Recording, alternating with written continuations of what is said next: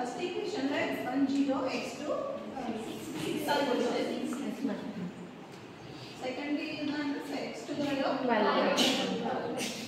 ఇది first equation అవునా. Second equation కి ఏమొచ్చింది వాల్యూస్ 0 x1 0 అనుకుంటే x2 10 అయింది. x2 0 అనుకుంటే x1 వచ్చేసి 10 అయింది.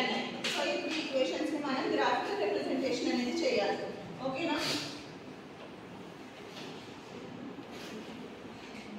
ఓకే ఇది వచ్చేసి మనకి x1 యాక్సిస్, ఇది వచ్చేసి x2 యాక్సిస్.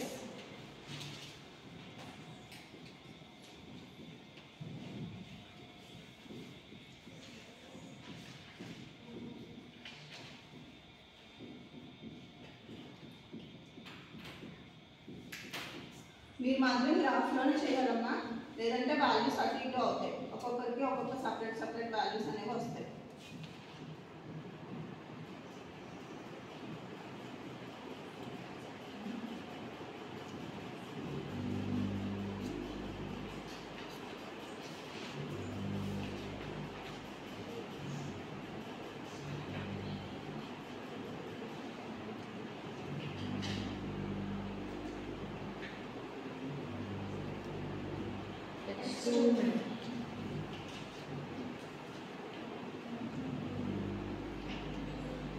ఓకేనా.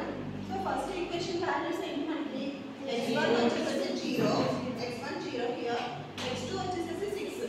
సో ఇది మనకి ఓకేనా 0, 6. అలాగే నెక్స్ట్ x1 12, x2 వచ్చేసి 0, x1 12, x2 0.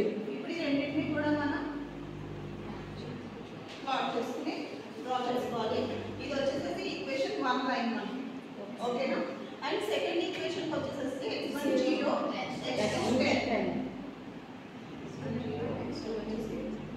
And next x1 10 x2 0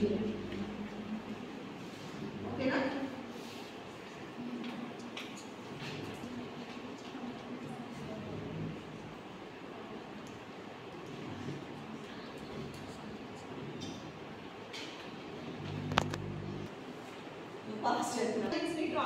ఇప్పుడు ఏంటి అంటే మనకి ఇచ్చిన ప్రాబ్లం ఏంటి అసలు ఆబ్జెక్టివ్ ఫంక్షన్ చెప్పండి.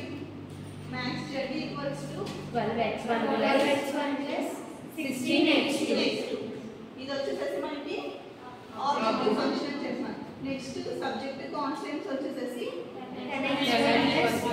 20x2 less than 120.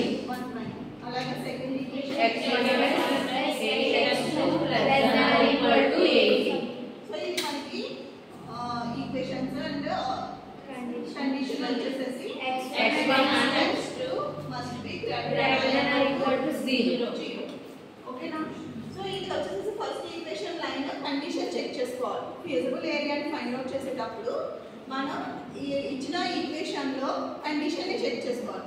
అంటే ఇచ్చిన కండిషన్ ఏది first 10x1 plus 20x2 must be less than or equal to 120. Okay 120 కి మించకూడదు, గ్రేటర్ దెన్ అవ్వకూడదు. సో మనం ఫీజిబుల్ ఏరియాని ఫైండ్ అవుట్ చేసినప్పుడు కండిషన్ ఎలా ఉంది, less than or equal to ఉంది. అంటే ఫస్ట్ ఈక్వేషన్ లైన్ మనకి లిమిటేషన్ అనేది ఇది. సో లెస్ దెన్ అనేది కాబట్టి బిలో ద లైన్ మనం ట్రాక్ చేయాలి. ఓకే అర్థమైందా. Less than or equal to ఉంది కాబట్టి మనం బిలో ద